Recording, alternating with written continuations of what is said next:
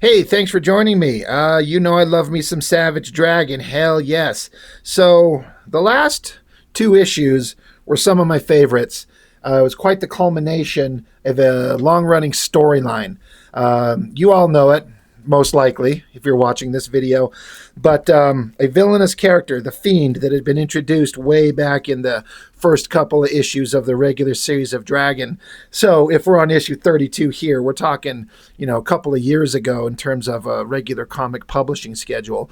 So a very long running story. The Fiend is like a spirit from hell that possesses human bodies, and the more hate the human body has, the more powerful the spirit of the Fiend is, and together they become this unstoppable monster. And that monster was after Dragon, and blah blah blah blah blah. I shouldn't even bother trying to go over the what and the how and the why, but ultimately the culmination of that story is Dragon got captured, and I think it was electrocuted, and he died. And he went to hell. And if I remember correctly, at the same time in the Spawn comic, McFarlane had Spawn going to hell too. So I assume Larson was like, "Hey, McFarlane, we should do a crossover since both our characters are going to hell at relatively the same time." So in issue 30, Dragon runs into Spawn. And it was just kind of a funny verbal back and forth because Dragon didn't believe that he's actually in hell because Dragon doesn't believe in any of this shit. He thinks he's just having a hallucination of some type, which is funny. And then the last issue, 31, I was talking about, it's one of my most favorite issues ever. You literally have Dragon and hell watching God and Satan fight each other. And that was one of the funniest, most ridiculous, greatest entertaining comics I've ever read, especially the part where Satan literally kicks God right in the balls. It was great. And then at the end, Dragon got to have a conversation with God, kind of about life and death and morality and belief systems and religion. And it was really interesting, kind of like Eric Larson giving some opinions, but having characters of differing kind of philosophical beliefs. I mean, God and Dragon himself. Kind of going back and forth about the nature of everything. Blah, blah, blah. Dragon is back from hell. He's alive. Now, in the, I think it was issue 29, when Dragon got captured, he had his arms blown off. His arms just got blown clean off him. But Dragon has demonstrated that he can regenerate from almost literally anything. So if you're wondering why the Dragon has these long, spindly, ridiculous arms on this cover and why he's crawling out of fire, that should tell you everything you need to know about the cover. I like it a lot. I like the kind of the heavy coloring at the top and how it fades down into just white with the heavy shadows under his arms. I think it looks really awesome. But yeah, Dragon was in hell. Now, you could debate back and forth whether or not Dragon was just dreaming this shit or hallucinating. Dragon thinks he was. But in my head, it seems pretty obvious, very clear that this really happened. So you open it up, and Eric Larson does this awesome thing where he gives a redo homage to the first scene of the Dragon when he first appeared in the original Dragon miniseries. Dragon was found naked in a burning field. That's just where he was found, and no one knows why, how, what. Just there he is. And here he is again, got his little spindly arms.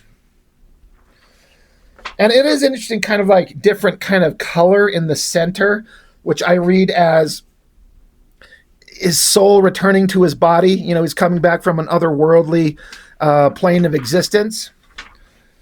And then these pages are really interesting with like the one big kind of long panel with just his hands. It almost looks like something's exploding, but I don't know what would be exploding. I'm not sure what it's supposed to indicate. Because there's no reason for anything to be exploding. I don't know. It doesn't matter. And then multiple little teeny tiny panels. So you got, 15 panels on this page over here, and like 9 here.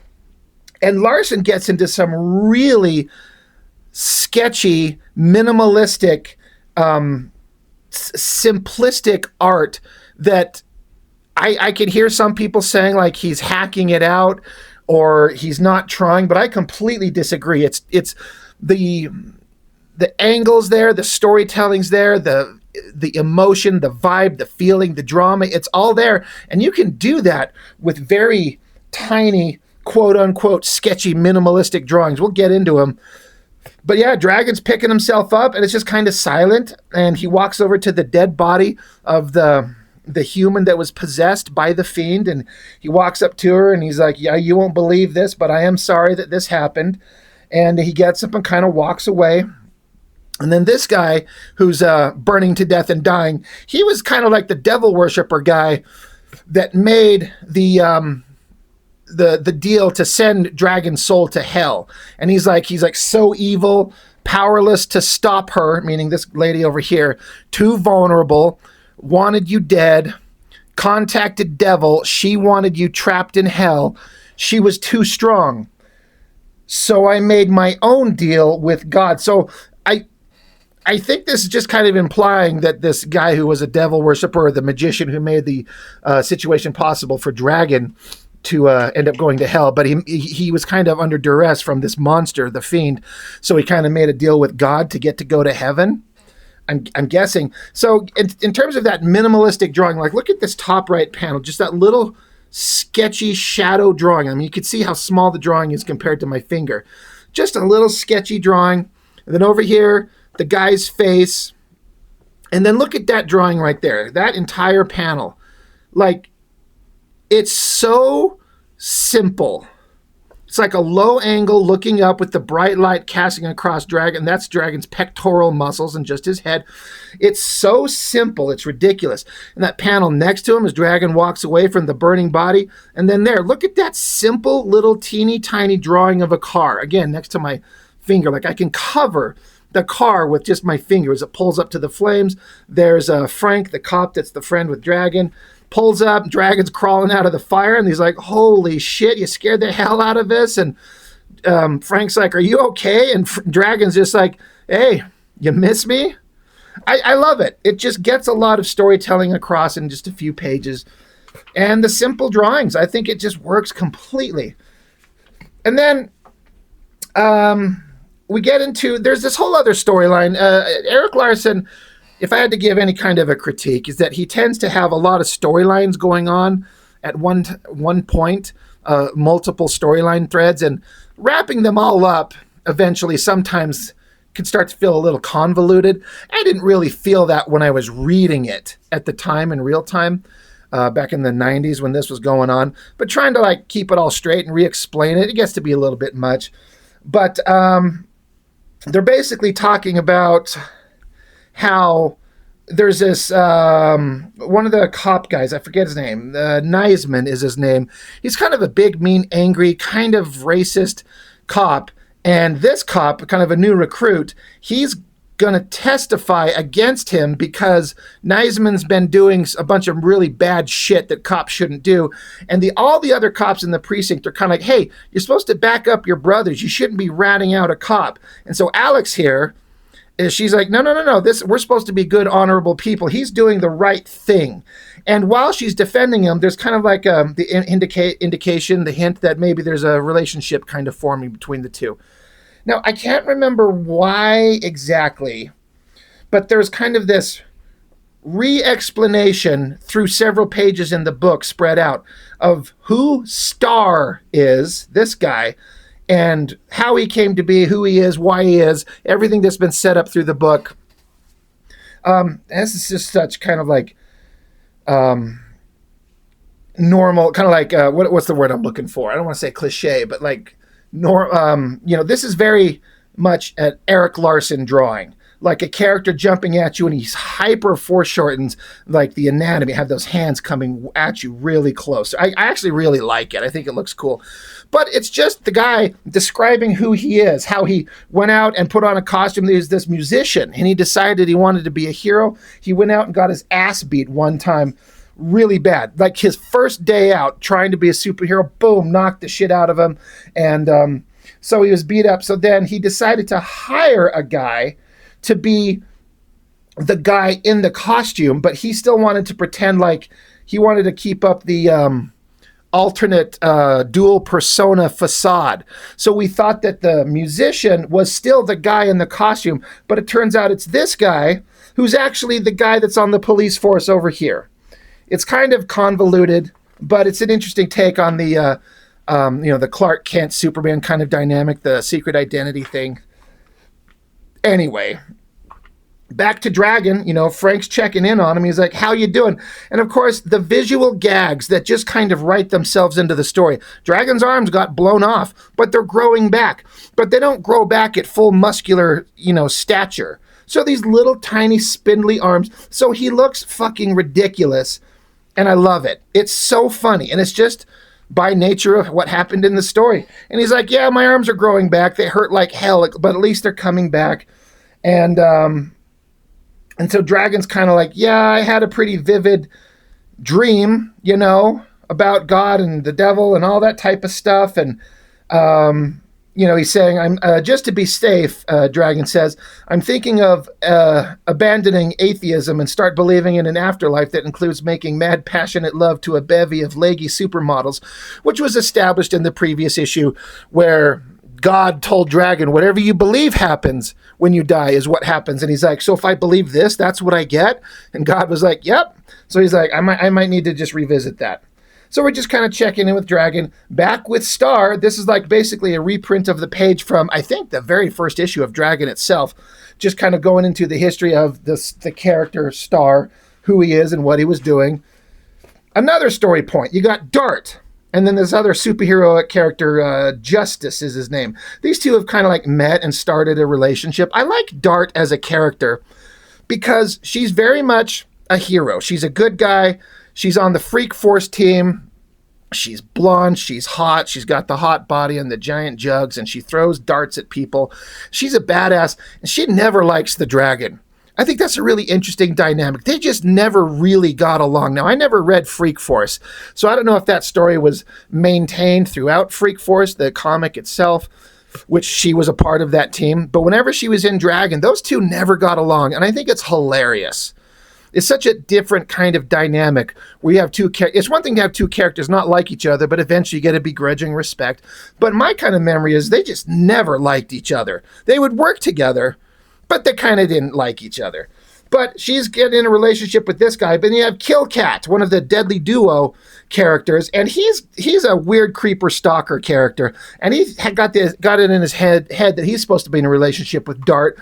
So he's watching these two have a relationship. When Dart takes off, Kill Cat jumps out of the tree and starts beating the piss out of Justice, just busting him up.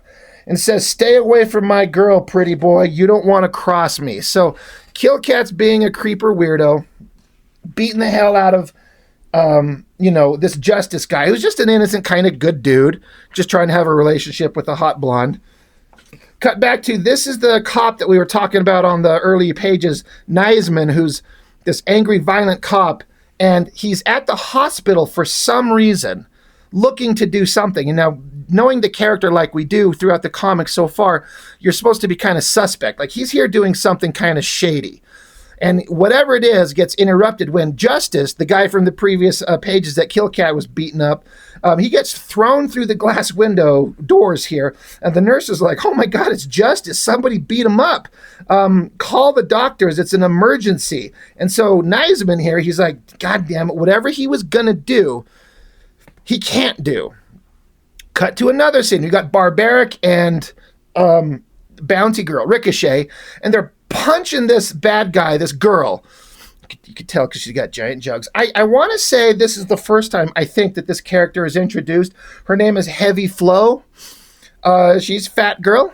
Her name's probably Flo. But if you also understand when women have their little special monthly visitor and they talk about having a heavy flow, that's exactly what her power is. I'll let you imagine that. Now, you don't see it here, but I'm fairly certain there's another issue where she just turns her ass towards people and bends over and fires out. I'll just leave it at that. I'll let you just imagine. But yeah, the heroes are beating the shit out of some bad guys, and they're saying, like, because Dragon has been gone and out of commission for a while, some other heroes get to rake in some money from like bounties and stuff. They can get some work stopping villains and kind of make their living a little bit easier. So they're beating the shit out of Heavy Flow. And at the same time, another long-running-ish story point is that Dragon's girlfriend, Rapture, she's pregnant. And there was a question of whether or not she was pregnant with Dragon's child or not, because there was some misunderstanding, and there's evidence enough to convince Dragon that she is fooling around on him. Now, she's not, but the way it looked to Dragon, it would convince anybody. But she's pregnant, and Dragon's been missing, and she's feeling miserable, and they're like trying to figure out a way, like, we have to work this out. I have to find Dragon. I have to save our relationship. This is his baby. It just has to be. But then another story point they keep bringing up that I'm sure has been addressed in other comics before, but at the time when I was reading this, I had never kind of seen it addressed this way, where, I mean, Rapture has superpowers, but like she can create electricity. Beyond that, she's just a regular human girl. But what happens when you're pregnant with a child of a superhuman? Now, most of the time they're like, a baby comes out and it doesn't have superpowers until it reaches puberty or maturity or some bullshit like that. But it doesn't necessarily mean it would always be that way. And so the doctors have kind of warned her, like, if you're going to carry a baby of Dragon to term, it could have super strength and tear you apart from the inside, which is essentially what starts happening. And like I said, I'd never seen this kind of approach to a pregnancy and that kind of storyline happen in a comic before when I read this, and I don't think I ever have since either. So again, like I've said with Erik Larsen, he likes to take standard kind of superhero things and twist them in a way that you've never really seen before. So they have to get her out of there, get her to the doctor, because this thing could kill her. Back with Dragon, he's standing there, and again, another hilarious visual gag. Dragon standing there posing, trying to look tough, holding up a gun that he can barely hold up because of his spindly little skinny arms. And he's like, well, I can barely hold this up, but hopefully my arms will bulk up and everything will be fine. Knock at his door, and there's Niesman. And Niesman, again, this is the jerk-off, basically racist, asshole, jerk-off cop. He shows up at Dragon's door. He's like, Dragon, I need your help. I don't know where else to go. And Dragon's like, what? What do you need? And Niesman's like, it's Phil, Dragon. So there's another cop. His name's Phil Dirt. Literally, that's his name. Again, Larsen likes his gag names. But it's Phil. And Phil was his partner, Niesman's partner. He's like, it's Phil, Dragon. He's dying. I don't think he's going to make it through the night. He's got AIDS, Dragon. You got to help him. And Dragon's like, well, what am I supposed to do? And then so Niesman says, Phil's got this crazy idea. He wants you to give him a blood transfusion. He says that your healing ability can fight off disease and everything else. And that even though you're not the same blood type, that your blood might cure him. And so Niesman says, I was reduced to sneaking around the hospital trying to get at their blood supply, because the hospital keeps a supply of blood on hand for Dragon in case he gets beat up and he's bleeding out. They could give him a blood transfusion of his own blood to keep him alive. And so Niesman here was like, I went to the hospital to try and steal it. So that's what he was doing at the hospital. He's like, but there was too much security. I was going to get caught. I'm in enough trouble as it is. I don't know what else to do. And so once again, Dragon's taking these storylines of this guy who's been an absolute fucking prick. And he's trying to do a nice thing for Phil, who is a black guy that has AIDS. Probably because I'm pretty sure they've established that Phil's gay. So everything you think that Niesman here would hate, he's going out of his way to go bend the rules, break the rules to save his life. So again, Larsen's taking a story point and twisting it and having the character do something that you kind of didn't expect them to do. And Dragon, he just says, I'll get my coat. Let's go. Let's try. Pin up in there. It's kind of fine. More backstory with the character Dart and the guy who's pretending to be Dart, the guy who's actually a warrior and a fighter. They kind of get into the backstory, kind of just skipping past that. But now we're catching up with Dart. She found out that her boyfriend got the shit beat out of him. She knows it was Killcat. And so there's Killcat. He's like, hey, babe, that pretty boy you've been seeing just doesn't have what it takes. You need a real man. And again, Larsen, he draws like the exaggerated, hyper sexy girls, tiny waist, nice firm ass, big long legs. She's powerful. She's intimidating. She doesn't say shit. She just super kicks him to the face, double kicks him to the face. And because Killcat says, you need a real man. She says, do you know any? So she keeps going at him. He says, I know you're crazy about me. Why don't you quit playing hard to get and get with the program? You were my girl. I thought we had something. Seems like I may have been wrong about that. She just smiles and says, yeah, you catch on quick. So she kicks him and breaks his knee, folds his elbow backwards up against a tree, kicks him in the face, kicks, and more bone crunching. Like she's just shattering every bone in his body. She's just had enough. Cut back to the hospital. There's Dragon showing up with Niseman, and there's Officer Phil Dirt, emaciated, gasping, wheezing, and there's this other character. I don't think we've seen this dude before, but presumably his boyfriend. And they're like, Howard, oh God, you found him. Thank God. And so Dragon says, look, guys, I understand what we're thinking here, but you need to understand something. My blood might kill him. There are no guarantees that this will work. So Dragon's like, we could try this, but we don't know what it's going to do. It'll probably kill you. And so the new guy, he's like, without your blood, Phil will be dead in a matter of hours, a few days at best. I know Phil would want this. He needs this, Dragon. Will you help him? So they're like, he's going to die anyway. So what does it matter if your blood kills him? He's dead anyway, regardless. So can we just do this? And Dragon's like, all right, you know, what kind of asshole would let a friend die when there's a chance you could save his life? So Phil's just gasping.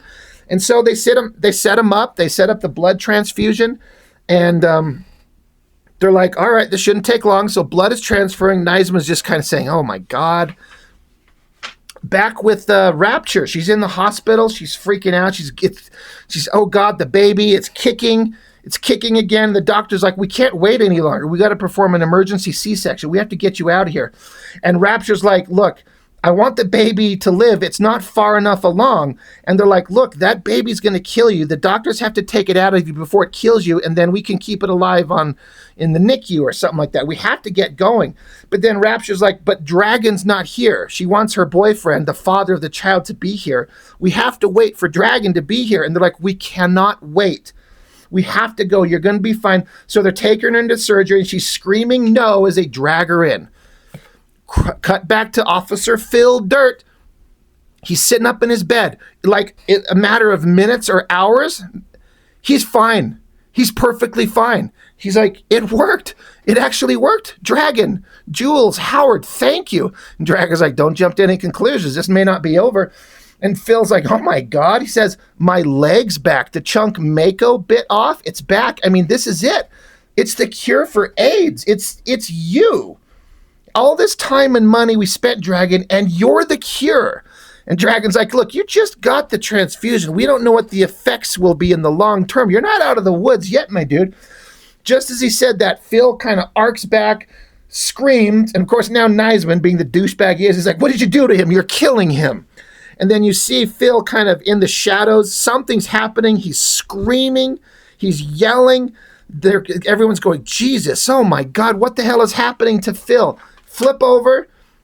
Phil has turned into a green-finned, like, member of Dragon's race or whatever Dragon is. But Phil, he doesn't know it. He just kind of struggled. He was in pain. He's like, I hope I don't have another headache like that again.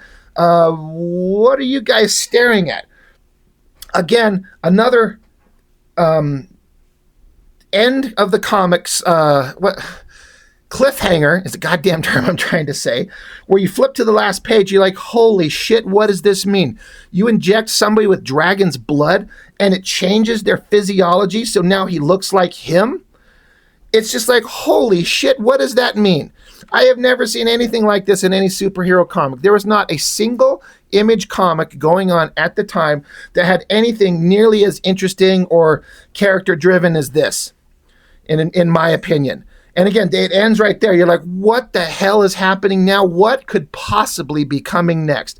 What is the implications of this? You can cure AIDS, but do you mean if you give everybody in the planet that has it, now there are going to be a whole bunch of people that look just like the Dragon? I mean, in the face of dying, why not, right? What does it mean? What are the implications? Well, tune in next time, because who the hell knows, right? I mean, I know.